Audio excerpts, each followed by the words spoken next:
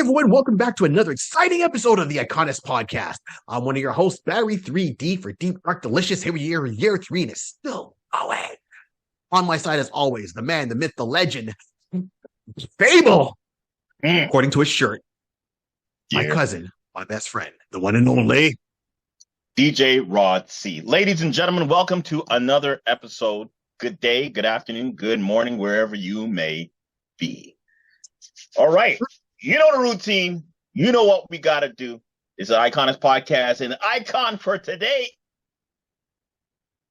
Hold up. I got frozen in the middle, and I'm not saying anything more until my lawyer. Oh, no, he's got a bad connection. You've got a bad connection. Right. So a lot of things happen. A lot of things happen in a week by week, and I'm loving this. It's, the show keeps growing. The show keeps reaching more people. So thank you for everyone that's tuning in, liking, subscribing, and sharing the page. We really appreciate it. Right now, we have joined the Subculture Podcast Network. So it's our podcast with 4 others. So that's Crucky Delight, Portable Hole, along with the Iconist Podcast, Dork Wars Podcast, and Entertainment Rants Podcast. So we are the Subculture Podcast Network. We have a Facebook page. There's more stuff coming. This is what we're doing. Glad to be a part of it. Thank you. Give it a check. Check out the other podcast that we just mentioned before. For sure, you can have more than one favorite. It's okay. We're okay to share. We're all top shelf people. We're top shelf. Get everybody on the top shelf. That's what we're talking about. Go for the top shelf. Let's go. Exactly. On top of that, you got to remember the whole thing. Now, you got to buy your books to support the shows that support what we're trying to do. So here it comes down to, if you need to find a comic book, you got to go out to Wild Comics. So anyone here in Ontario, out in Kitchener, make the drive down to Wild Comics. Tell Wes and the rest of the guys we said hi. And you heard about that here on the Iconist Podcast. For our friends out in Montreal, make the drive over to the South Shore. Check out Check Swings. Go and see Trevor and the rest of the guys over there. Tell them we said hi. These places will hook you up and tell you where you should jump on if you want to start a collection and go from there. Best places to be. On top of that, another supporter of the show is Miss Brandy Ford. She has a magazine, The Writer and the Wit. It's a monthly magazine, and she does a lot of events from her radio station, which is 4680q.com, which is now on Spotify. And you can catch her show 3 times a week. So she comes on Mondays, Wednesdays at 2 o'clock. Friday, she has a late show sometimes, and then Saturdays at noon. So keep an eye and ear out for her. Show some support. And also, I do stand-up comedy, and you know to find me at barry3d.com. And sometimes I'm solo, and sometimes I'm not. And when I'm not, I'm with a touch of gray matter, which is myself, Dave Sokolowski, and Zulf Ali. Keep an eye out for us. You can't go wrong. I think I got it covered, except for a couple of things. One, can we find DJ Rod's? Ladies and gentlemen, you're going to find me on the World Wide Web. And you can find me on the world of Instagram at Mr. Rod C. You can also find me on the world of Twitch.tv/DJ Rod C. You can also find me in the world of the tick and the talk and the tick, the tick and the talk. You can find me at DJ Rod C1. DJ Rod C1. The number 1. That's all I'm saying. That's all. Copyrighted. That's right. Someone else covers that. That's cool. Let's go. Be your number 1 cheerleader, your number 1 star player. I hear you, and others will follow. Got to believe. Gotta believe. On top of that, if you're looking to do what we do, remember, we use Podbean for our podcast services, and I think you can't go wrong with that. So if you want to start a podcast, check out Podbean. We're on there, iconist.podbean.com. And if you're doing anything along those lines, you might need some graphic work. So if you want to get a graphic artist, regardless of where you live in the world, there's one guy we stand behind all the time. And he is the one and only J Bird Digital Art. Mr. Jason Reese, J Bird Digital Arts. Hit him up. Let him know you heard about him on the Iconist Podcast, and he will give you a discount on the work that you need to get you started. All right. I think we've got it all covered, Rod. I think we might have. I think we got it. I'm happy. Let's do it. It comes down to the main thing. Today, the month that we've been having so far, and the month we've been having is a beautiful month. We are paying respect to the troops that give us and fight for our freedoms, and we just want to say thank you. Now, Remembrance Day is a day, but for us, we made it a month. So first and foremost, we got to say, what's up, Sam? To our buddy and number 1 fan, John. You know who we are? Thank you. You've seen so far, we started off with the unknown soldier. And we jumped into Captain Canuck because we just had to be patriotic to the land we live in. Oh, man. Beautiful. In between that, keep in mind, keep going back to our YouTube page, our community tab. We got a whole bunch of stuff there. I find all these fake comic book covers on there that I like posting. So that's something to go and check out. We got polls on there. And on top of it, we do some little hidden gems. So right now, I just dropped another unboxing video of Superman Wave 4 in his new 52, the DC Superpowers collection by Todd McFarlane. And I did an unboxing video with him and the Supermobile. You didn't see it? Go back. And of course, once in a while, we started behind the scenes with the Iconist podcast. So I just go ham on a whole subject about Busta Rhymes. Rah, like a dungeon dragon. All right. Right. For tonight's episode. This morning, the afternoon. Whenever you listen and watch it. Thank you. But who are we covering today on the Iconist podcast for our Remembrance Month?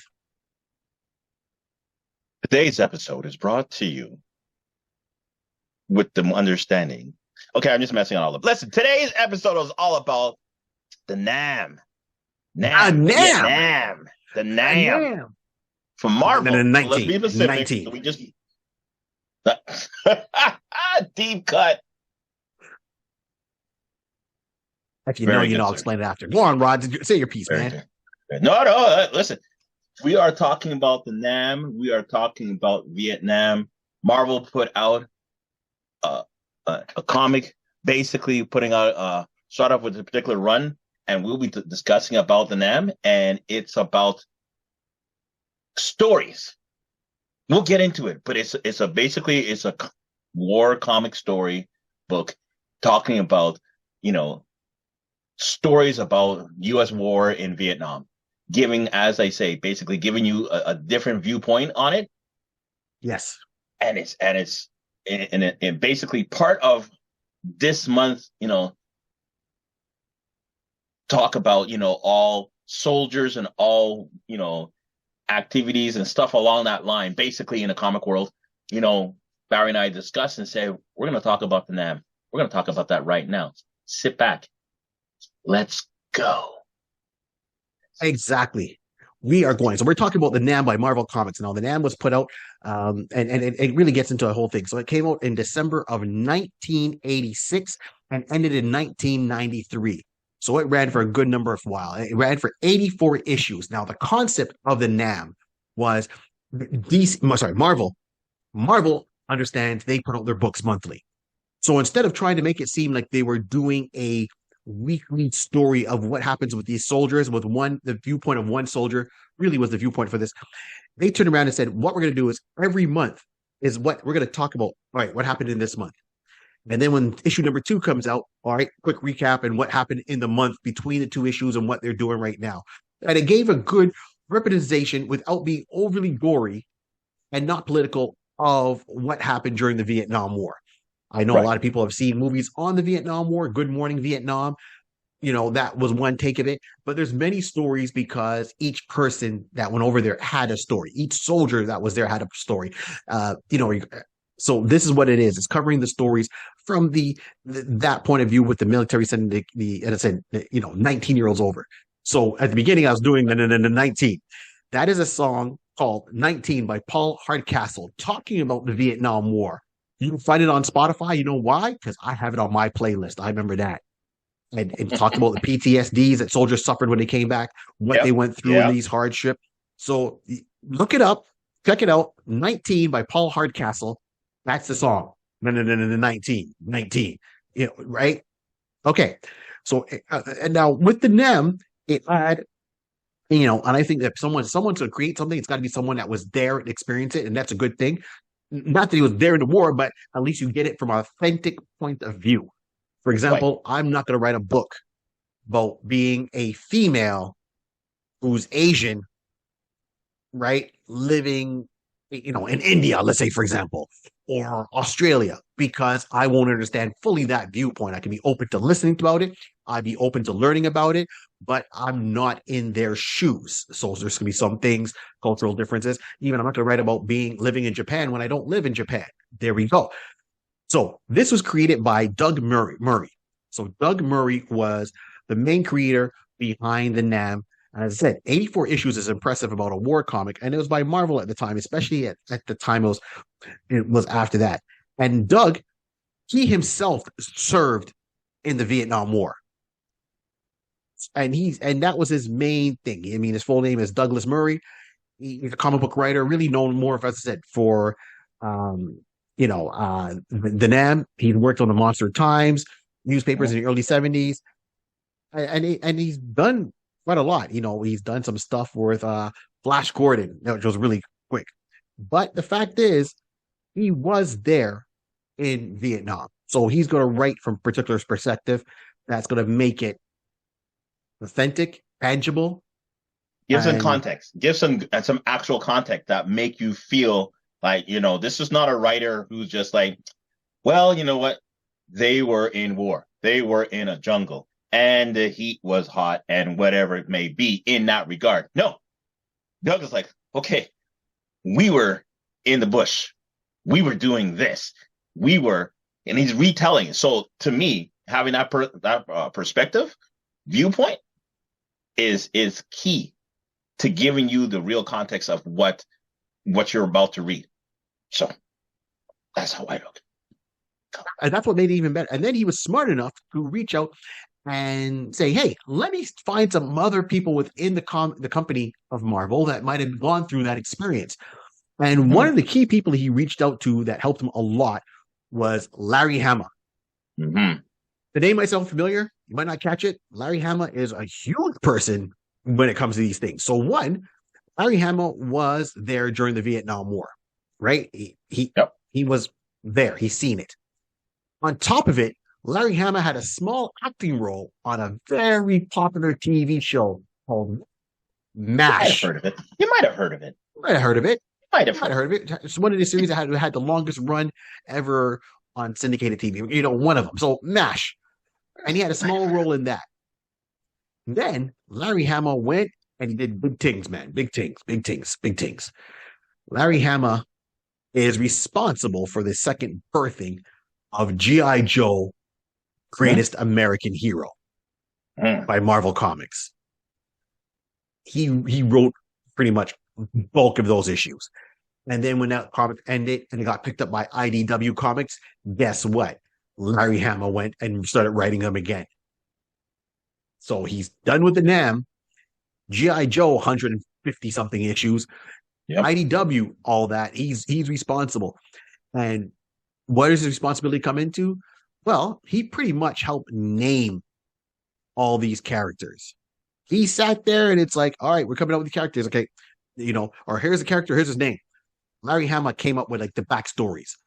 All these characters. They came to him and said, hey, here's wave one of the original G.I. Joe. So not the original, but the second coming of G.I. Joe, the Greatest American Hero. So I know G.I. Joe started off as 12-inch doll. Here it is, like 3/4 inch figures. Here's our first run. Larry, what are you going to do? All right. I know what I'm going to do. We'll put him as a special elite forces, and he wrote that all out. G.I. Joe issue number 1. It started off from there. And then, Hasbro came back and says, hey, it's year 2. We got more figures we want to put out there to the public. Okay, Larry, your job is to put them in the story. Okay, wave 2, no problem. All right, So G.I. Joe went from like a 5-6 person or a 5-6 person team to 100. How many members? And he just kept going. So if you watch G.I. Joe the cartoon, you better say thank you to Larry Hama. If you read G.I. Joe the comic book, you better say thank you to Larry Hama. If you read the NAM, you better say thank you to Larry and Doug. Okay. There's a lot to unpack.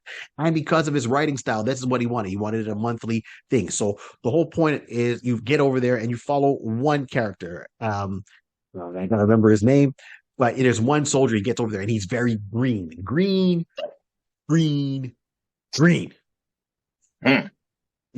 so green. Like he, as I said, he was literally 19, drafted, goes over there. All he did was basic training. Off you go. This is this kid's first time traveling. I call him a kid. He's only 19. Traveling across the world, dumped an army base, and then he makes mistakes because he doesn't know, right? Like there's always there's practical and there's theory in life. You can read a book left, right, and center and know how to do it. But then when you actually have to take what you've learned in theory and make it practical. Sometimes things aren't feasible, right? Sometimes you got to deal with different people. You got to deal with different characters, perspectives. You know, you got people who are selfish and you got people who are selfless. And this is what happened to our main person that was over there. And I'm going to find his name for you. Oh, it's Private First Class Edward Marks. Edward Marks. There we go. Private First Class Edward Marks. That's it. So he gets over there. He comes off, you know, he gets off there, the plane. They fly him over to the base he's going to be stationed at. He walks in. He sees the commanding officer of that base. And the commanding officer sitting there, you know, a big burly black guy. He's got like a gold tooth. And he's like, oh, okay, yeah. So how, you know, he makes a comment about maybe something about boots or how you liking that. And Marks, fully over his head, says, okay, fine. And then you see the commander's face change. And he walks out. And he goes, oh, you're assigned to this troop. This is it. Boom, you're done. The other officer is like, or, you know, the other, not officer, but the other soldier is like, you didn't catch what he was asking for. What do you mean? He wanted a bribe. Why should I bribe him? Over here, it's a different world. We're separated back from North America. It's a different world. No pun intended. And he wanted a bribe to give you easy duty. But because you didn't bribe him, he's now put you with a troop that's in the trenches because you didn't grease his palms. But I didn't know. Too late. Here you are. Now he goes with, he finds some friends in platoon he gets assigned to. He has his commanding officer who he reports to directly.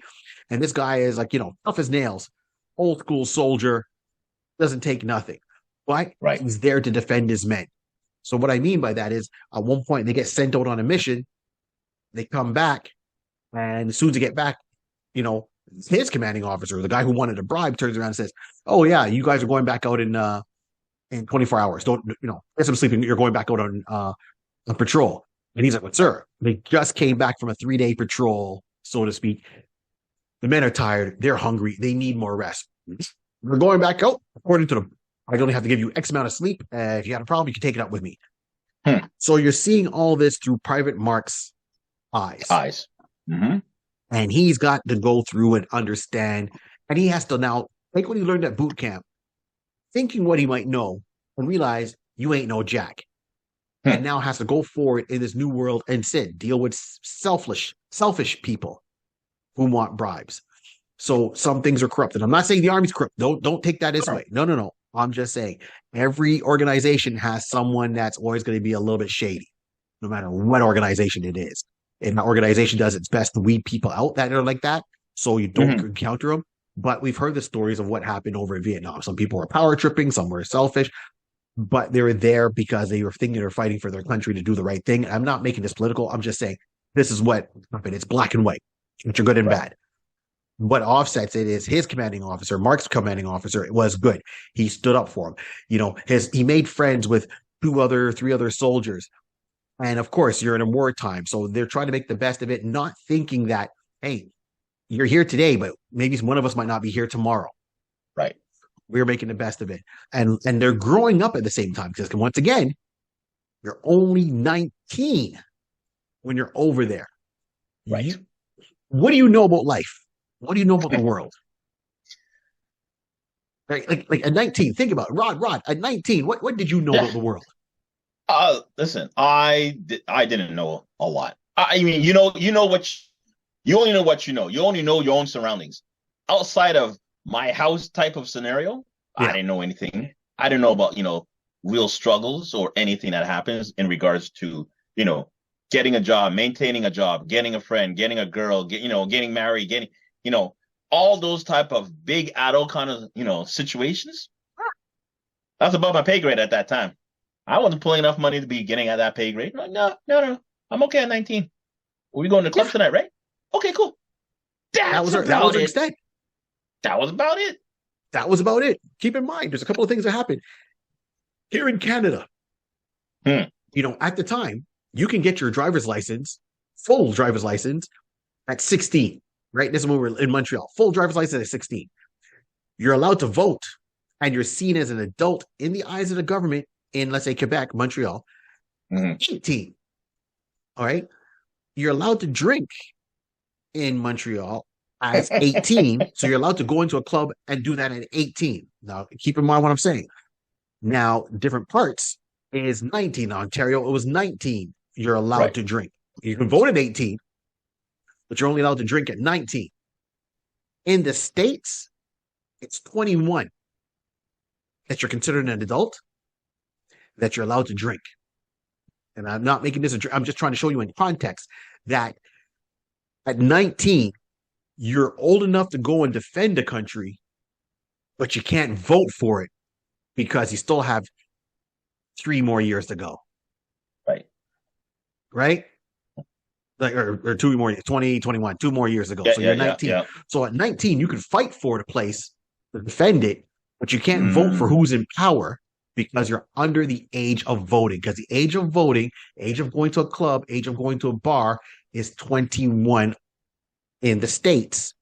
But at 19, you can go overseas and defend people's rights. And we respect those that did. But my whole point of this is, what did you know about the world at 19? At 19, you think you knew everything. When you got to 25, you realize you didn't know nothing at 19. When you got to 30, you realize you didn't know much at 19. Exactly. So that being said, these guys are over here, and are over in Vietnam, and that's when they are starting to develop. This is when a lot of them, on top of the extra stressors, but this is when they're experiencing maybe meeting a girl for the first time, right? Because some of them left their girlfriends behind, but then some of them would go out and party. So they're experiencing having drinks out in the club for the first time. They weren't seen as men fully on North American soil. They were seen as men over in Vietnam. It's like Lord of the Flies. Right? Okay. And that's so picture you're growing up. You're learning about life. And all of a sudden it's like, hey, that's right. This person was disrespecting me.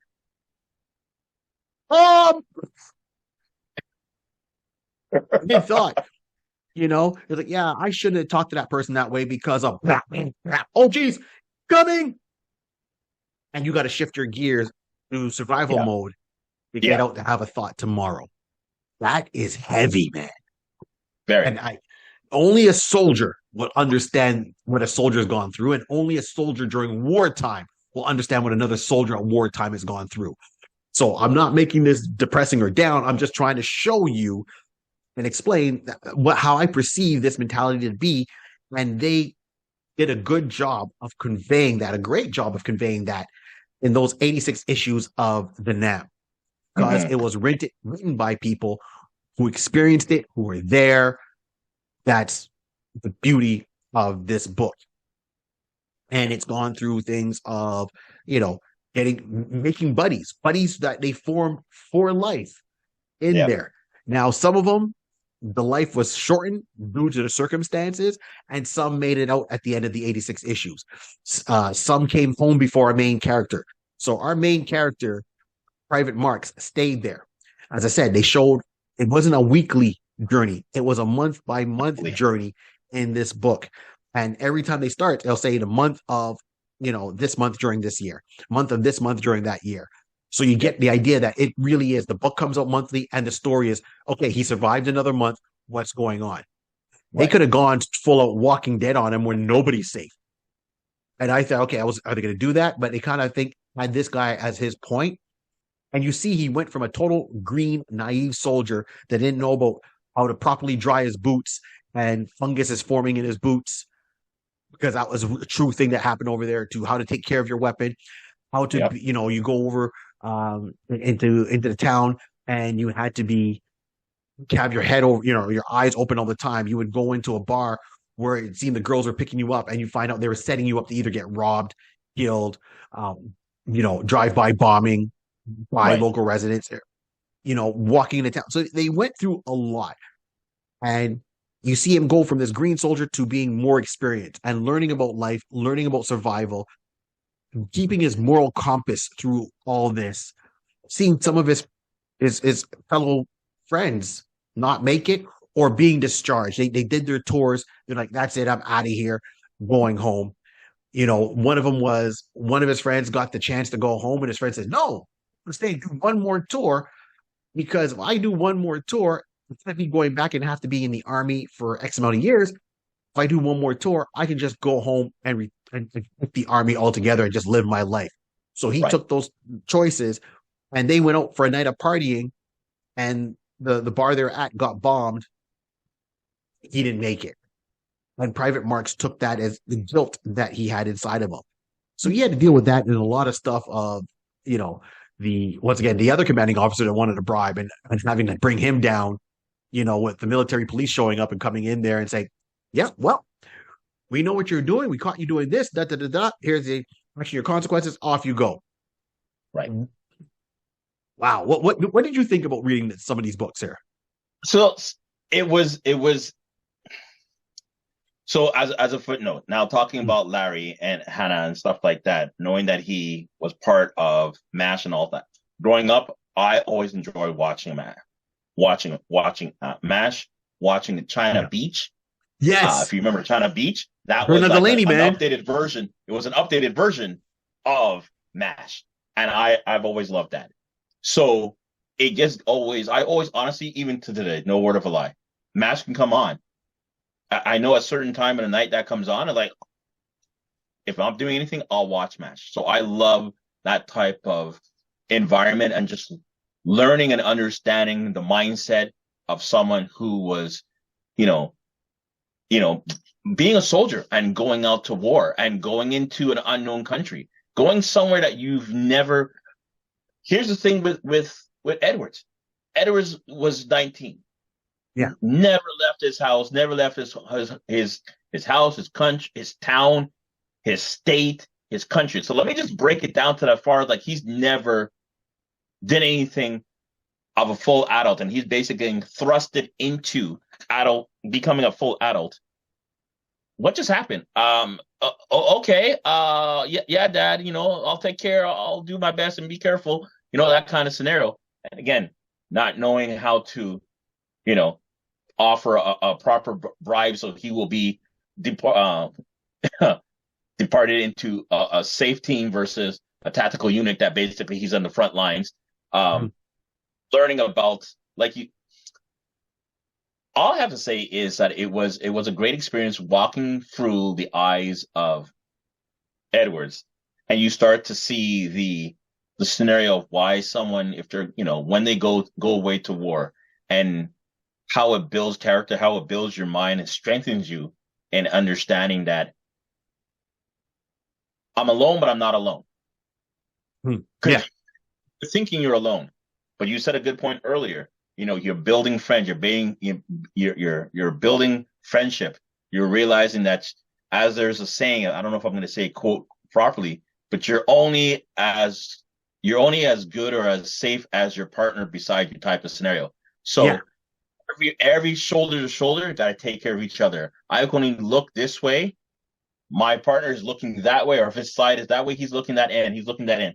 We got everything covered. I know I can depend on them as they know that they can depend on me type of scenario. You're building that type of bond and friendship in that regard. So all I have to say is reading stuff through these stories and reading it through firsthand through Doug, reading it firsthand through Larry, and you're getting a good understanding of, like, saying, okay, this is another viewpoint of how it is to be deployed out to war, to be deployed, to protect your country, and realizing that, okay, I'm making a commitment to do the fight I have to here to protect my loved ones back home.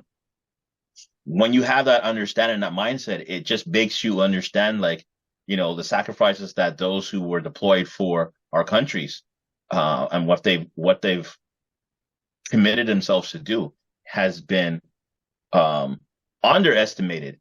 The things that they do for us to protect us back home. And for that, again, we thank every person who's enlisted, every person who's served, every person who's done, even and this is what I like about this show. I mean, I'm not saying that the comic in a sense, but the whole environment, it gives you appreciation for other people, even those who are like working admin, because someone has to make sure that Edward got new boots when he's his socks are soaked out and he's able to get, I'm just thinking as a realism, his socks are soaked out. He needs to be able to go back to get more. Someone has to issue to get socks out there type of scenario.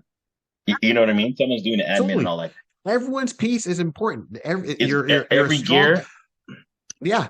Yeah. If you're only as weak as the weakest link, and if everyone is strong, then you're good. 100%. So I think that they turned around and did a good thing. Now, another thing I liked about the book, the NAM, was here we are as civilians, and this is what we are. If you haven't served, then you're a civilian. That's what it is. 100%. I'm a civilian. Rod's a civilian. I know that for a fact.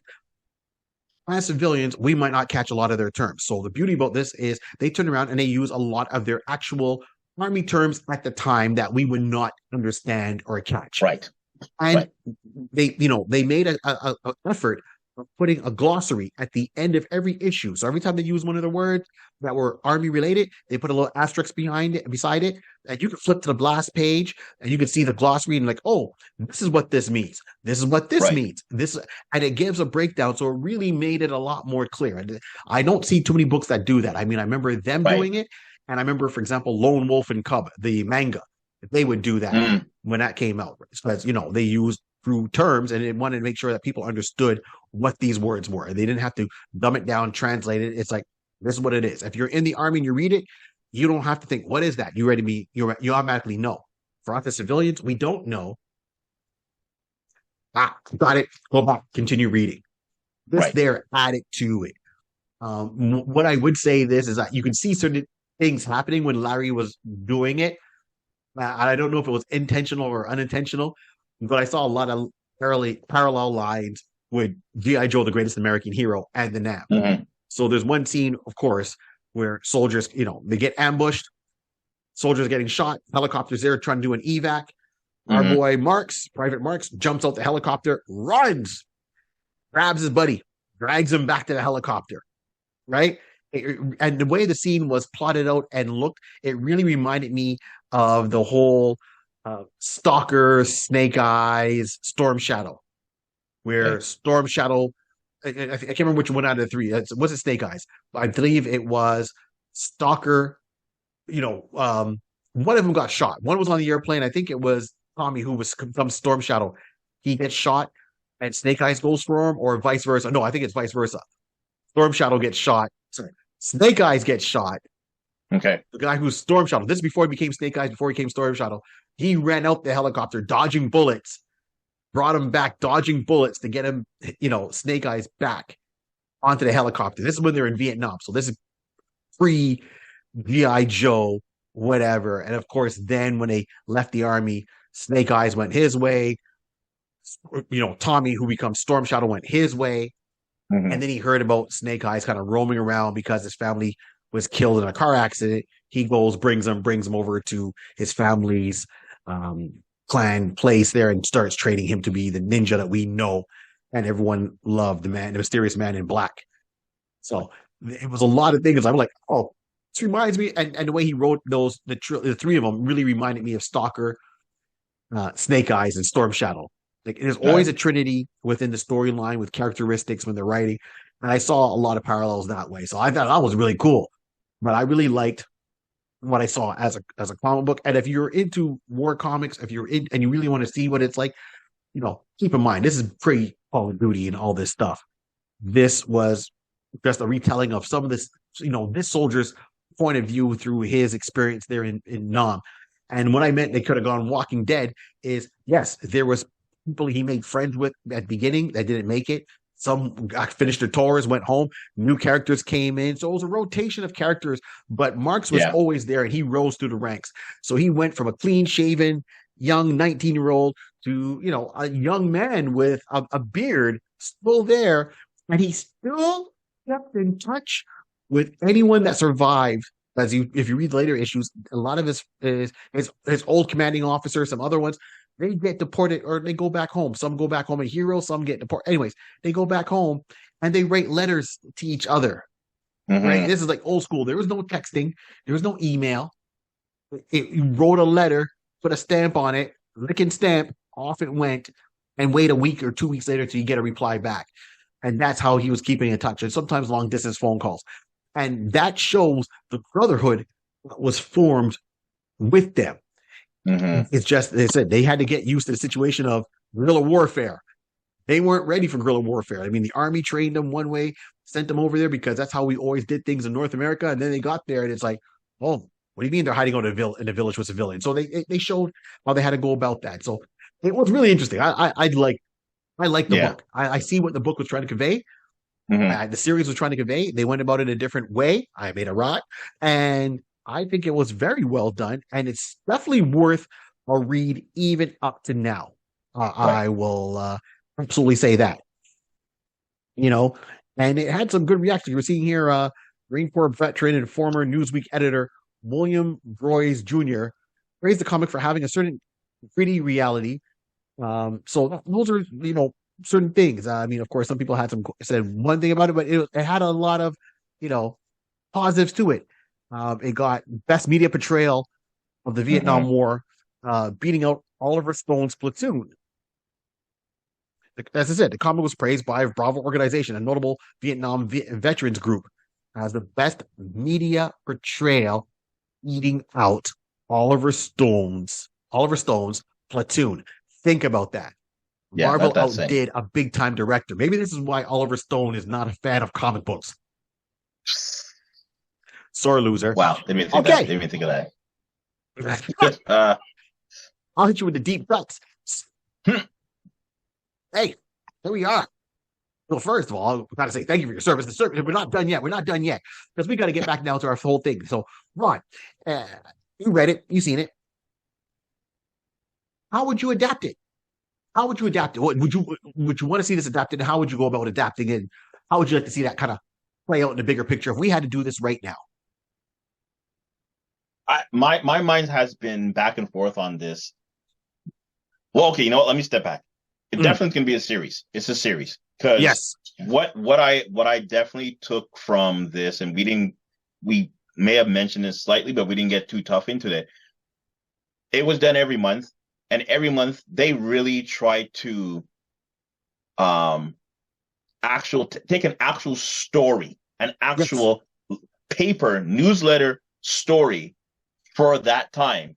Yes, and actually try to develop it. So it wasn't like they were just you know what, like I said earlier, they're in the bush, they're all, doing whatever the case may be, or they're coming to a village, whatever. They actually took stories that actually happened and tried to give it at least, to make it a little bit easier to the palate for those to read it. Because like you said, if they're gonna win something over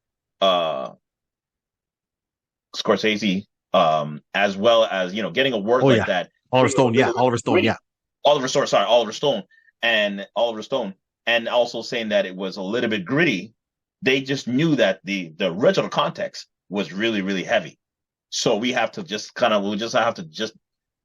soften it up a bit for people to not get too, you want to pull them in, but you don't want to scare anybody.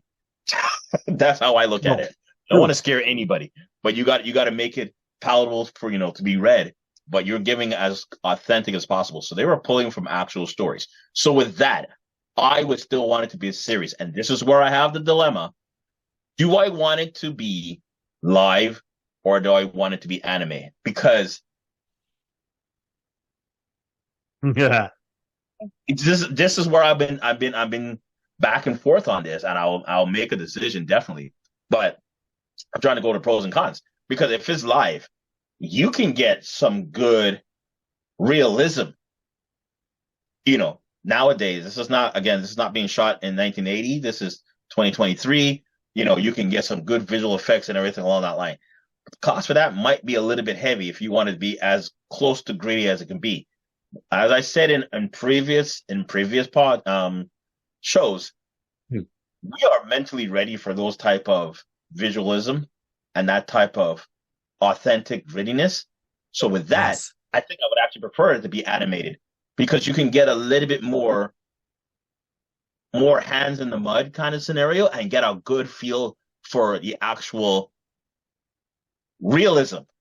Because I'm sure there's certain things that might be great on script, whatever the case may be, but maybe you might not be able to pull it off in a live action to get as that authentic feel for it. It may still be a little, maybe that bomb should have been a little bigger, or maybe the house should have been looking more, you know what I mean? Like, Yeah, yeah, but if yeah. you had it, so I think I would actually rather it to be animated, definitely a series, animated, Mm. and we can still, you know, give me.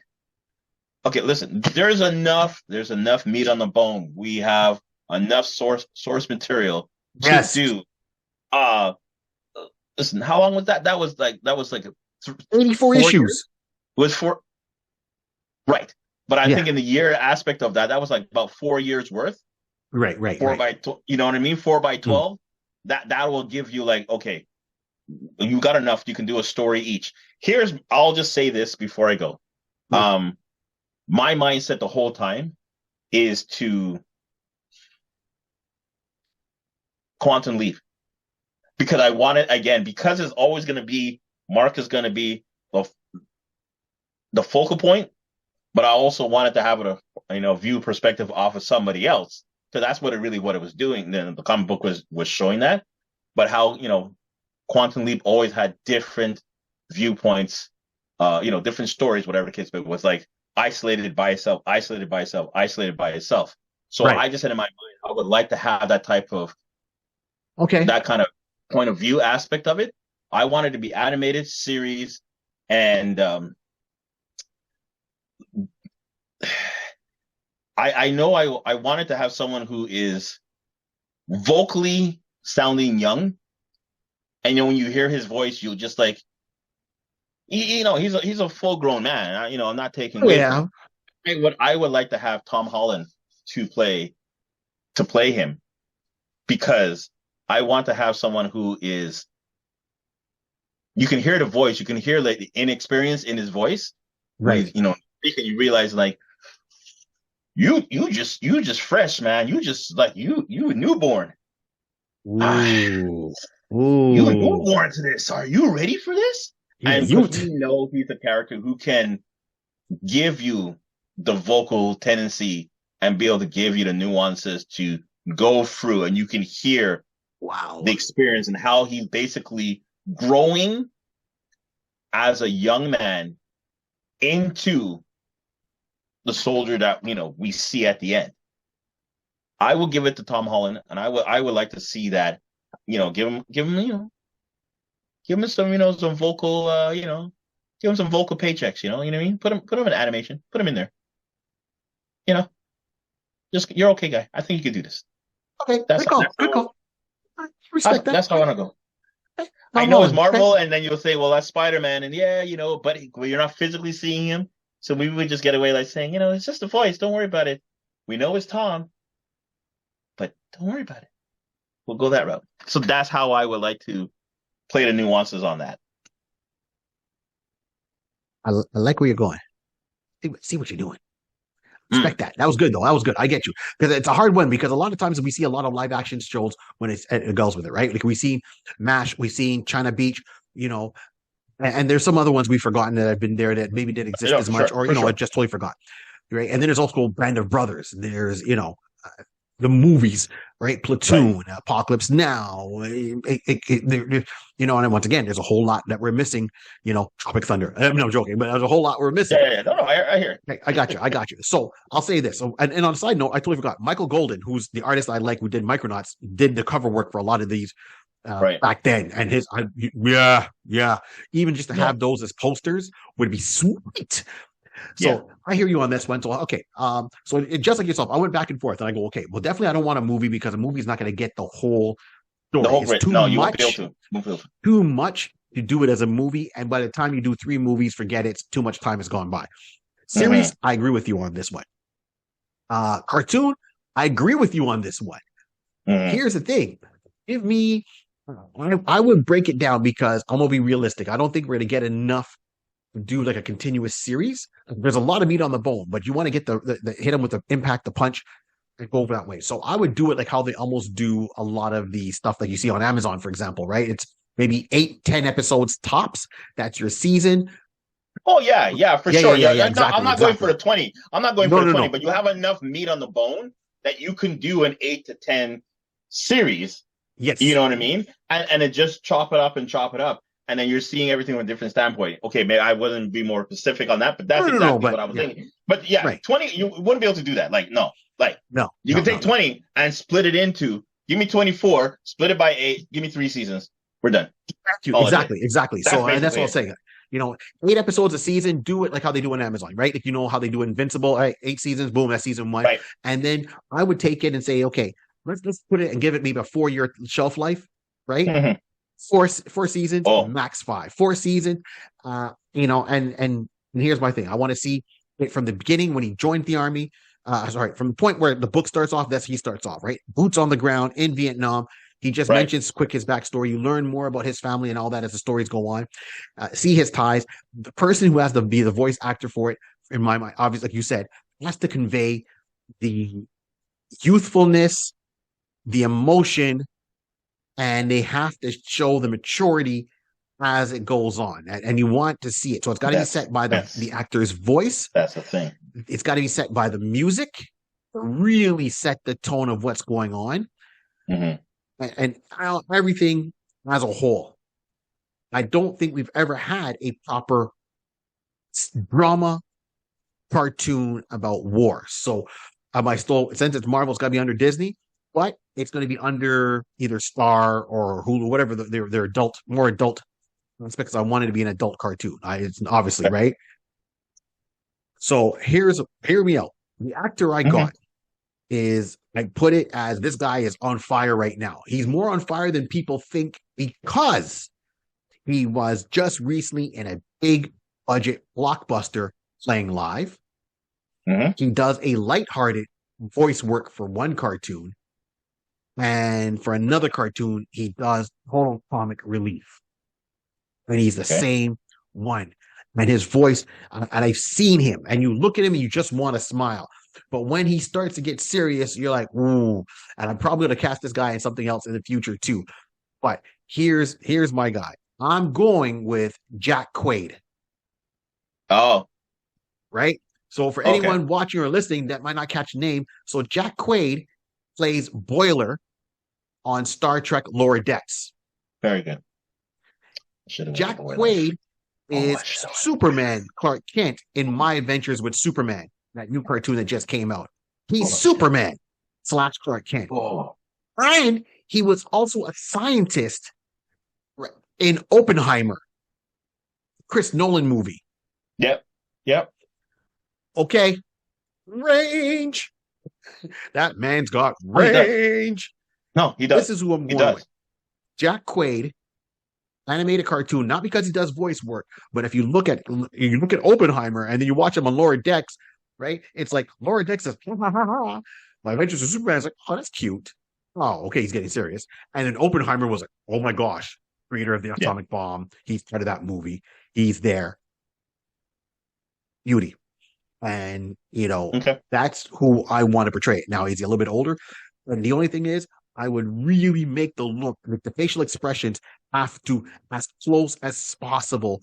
You got to draw Jack Quaid as Marx. That's my only thing. You want to look at it and go, looks like Jack Quaid. And yeah, make him, because Jack has got that youthful look, smile to his persona. Yeah. He's tall, he's skinny, or he's slim, I should say. He's not skinny, he's slim. That goes to Marx. Private Marx when he gets there. And take him on that arc. Arc. Yeah. No, that's who you're picking. Okay. That's who I'm picking. The funny thing is, you're saying that and it's literally, you're just giving the, you know what? We've seen him.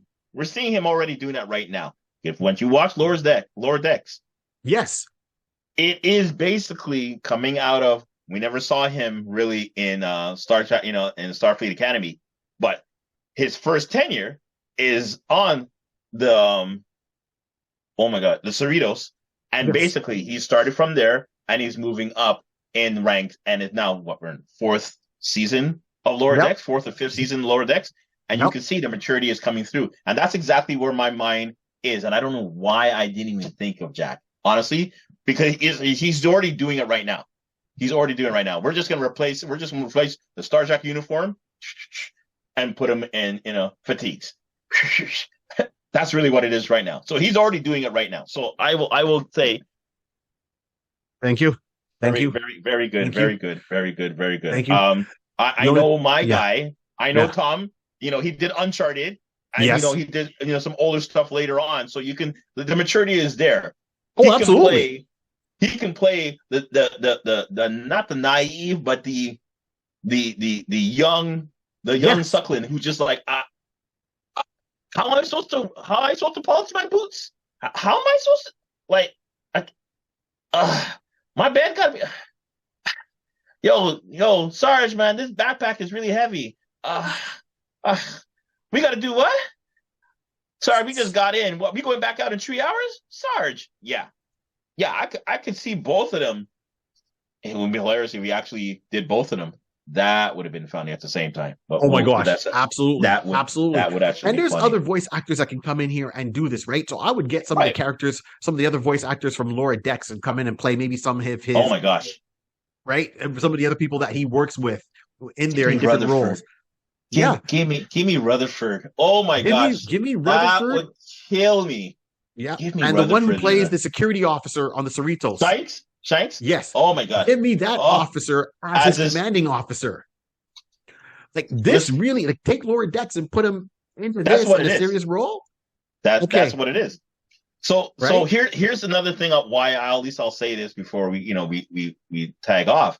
In Yeah. the sense of having the vocal maturity, because there's not a lot of shows that you're doing that often enough to see the change in the pitch and their tendency and the way they speak. Because again, when you do a movie, that character, you're having a big name come in and you're supposed to be the rough person. You're supposed to be the one who's just, doing that. Now, as I say this, the closest thing I can think of is Tom Cruise. Which one is the Tom Cruise? Tomorrow, Forever Tomorrow. The one where he gets infected and he keeps going back in time. Yes, yeah, hold on. I gotta look it up. I know you're talking about where he got to find that girl who she's Valkyrie. Yes. I know the movie. So, yeah, like something tomorrow. But at least on that end, you can see that the maturity had changed throughout. So now that I'm thinking of it, because you're saying that there's nothing really along that line, and I'm like, nah, there isn't. And then that might be the closest thing I can think of currently that was there. That's done it. Right. But other than that, but again, he was still an older officer, but he was more of a Edge of Tomorrow. There we go. Guy. Huh? Edge of Tomorrow. Edge of Tomorrow. That thing. I knew Tomorrow was an Edge of Tomorrow. But by the time it ended, he was just a full-time pro. He was was on point. So is that type of mindset. But you're right. Let's throw down a lowers deck in because that would be hilarious. Yeah, once again, you get him to be the lead, the eyes, and then you get like other cast members from Lower Decks to turn around and play other roles in there during that. I think this is like a win-win situation for everybody. And not that much of a stretch or a jump. They're just playing different characters in a different role. Yeah. And I'll even go as far as this. I'm going with Tom. I'm with Tom. Let me not get sidetracked. Tom Holland. Jack Quaid, baby. And I'll even go as far as this. For the theme song, you reach out to Paul Hardcastle. You get the rights to use the song 19 for the opening of the Vietnam TV show. Hollywood, call me. Call us. We got ideas. We come on now. Come on. That's nice. Come on. You hear the NAM. The 19. Dun, dun, the music. Once again, that song was out in the 80s. Yeah. Sets the tone to a comic book that was written in the 80s, even though it's about what was going on before. It goes hand in hand. You talk about the NAM, you put 19 on there as your opening and closing theme song. All those who remember the war, they had the average age of 19. Okay, come on now. That's it. Yeah. We're done. Yeah. Done. Right. Hollywood, you need to reach out to the Iconis podcast. Any casting directors, any producers, any managers. Remember, you heard it first. Either Tom Holland or Jack Quaid. Call Hardcastle 19. There we go. We've just put it for you. Animation studio. There's a lot of animation studios out there. We didn't even go that far. So we'll let you decide what animation studio, but we're telling you what needs to happen and what needs to be done. Okay. Cool. Rod, any last words? No. Seems like we're expecting a call from Hollywood shortly, by the end of the week. No, listen, it's a good read.